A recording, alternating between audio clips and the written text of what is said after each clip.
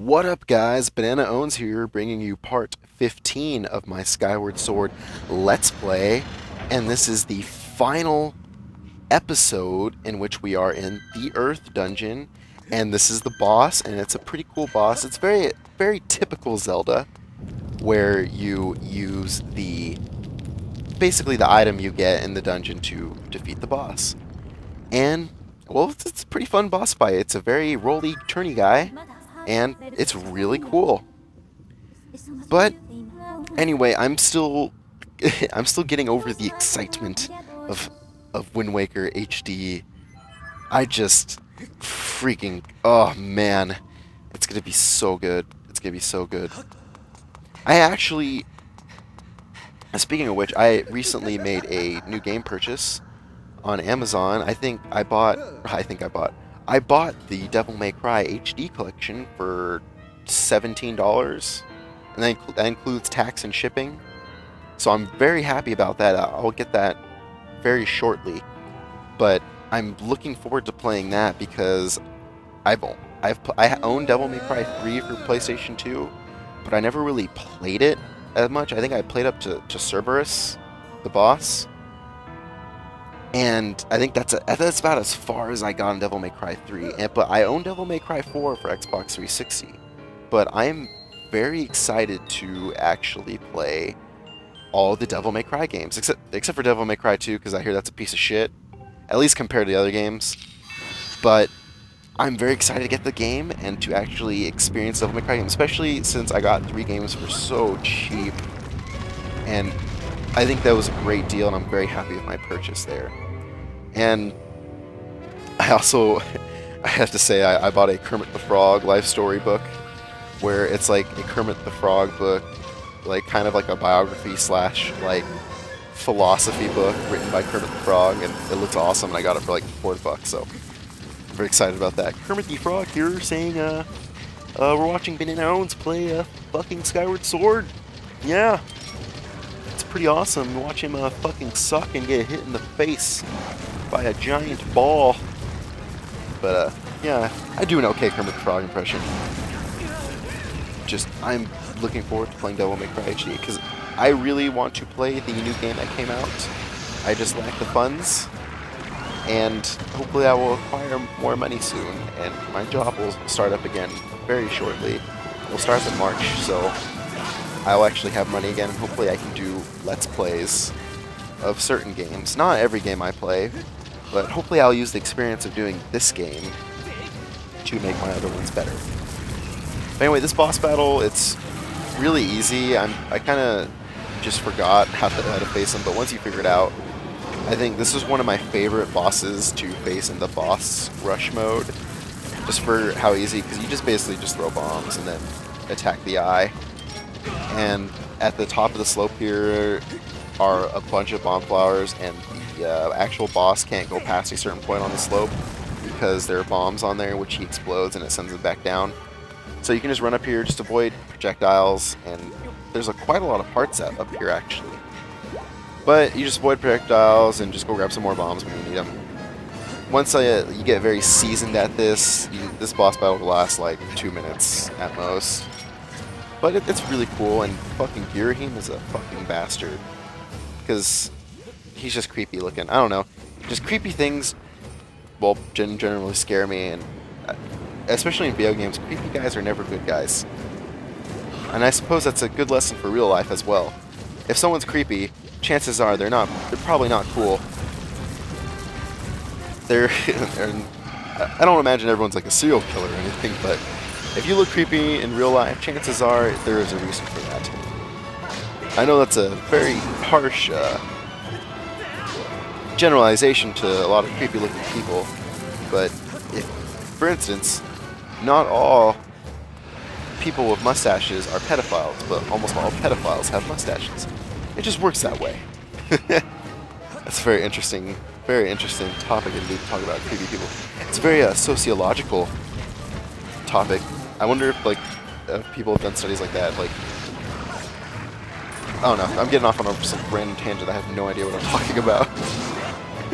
But anyway, I've been talking a lot about other games during these Skyward Sword Let's Plays, I'm not really too sure like what the fuck am I supposed to talk about, so I just talk about things that interest me. So I've been talking a lot about like game logic and what I like about the Zelda series as a whole, and just like what I'm looking forward to, and just common game stuff, which is really what I'm interested in talking about. So I suppose my whole thought process about talking about this sort of things is that if it interests me, I will have more to say about it, and therefore it'll be a lot more interesting to listen to, and hopefully be a lot more entertaining as well. And so I hope that's been working out. I really hope that some of my topics are like some of my my anecdotes about playing Zelda from a young age, and my whole thing about people bitching about games too much. I really hope that whole thing is very interesting to talk about, because I feel like really impassioned to talk about things that I'm interested in. I'm one of those people that can just talk about anything. I think my really big hobby is movies, and as you can see if you look on my YouTube channel, I made a really shitty short. I don't know if I call it like a film, but it's kind of a parody of Bear Grylls, the survival guy, formerly of Discovery Channel until they canceled his show, which made me very sad. I cried a very manly tear for him, because his show. Okay, everyone just says like Bear Grylls sucks compared to like Les Stroud, who's Survival Man. You don't watch Man vs. Wild to actually learn how to survive. You watch it because it's entertaining as fuck. It's like, I would compare it to like an action movie. You don't watch it for the plot. You watch it just to see shit go down. You watch it for the action. It's like, I would say, okay. Oh, here's a really good comparison. Bear Grylls is to Survivor Man as Call of Duty is to Operation Flashpoint. One of them is a lot more realistic, but it's not as well, to certain people, well, it's not as entertaining, but to me, it's just not as entertaining. Like, I love the Hollywood production values of Bear Grylls, and I know it's not.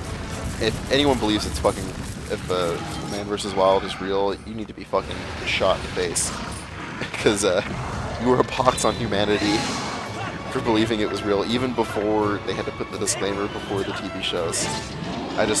No one could be that stupid to think about that way.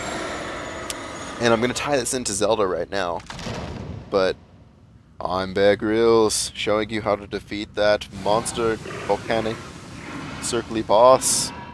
Well said. I'm going to drink my own piss. I wonder if, like, because you don't really see Link eating at all in any Zelda games. I've really noticed that just now. He sleeps a lot in every single Zelda game. He's like a narcoleptic. He just randomly falls asleep. Oh, that'd be hilarious if you just fall asleep like in the middle of a boss battle. Oh, you're fucking 1v1ing Girahim right now. I'm gonna have narcolepsy. It's gonna be like a Rowan Atkinson's character from Rat Race.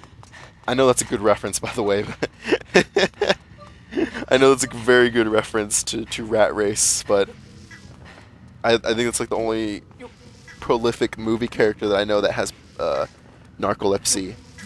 Fun fact, Jimmy Kimmel of the Jimmy Kimmel Live show had, I don't know if he's very treated of it, but he had narcolepsy, if I believe so. I might be just making up things right here, but I'm pretty sure I've read that somewhere. I'm pretty sure I've heard Adam Carolla talk about that on his podcast at least at one time. But anyway, okay, we're getting into a cutscene right here that pisses me off, because you're like, oh, Link and Zelda reunited, never felt so good, and you're like, oh, they're gonna finally be reunited this early on in the game, it's gonna be so adorable.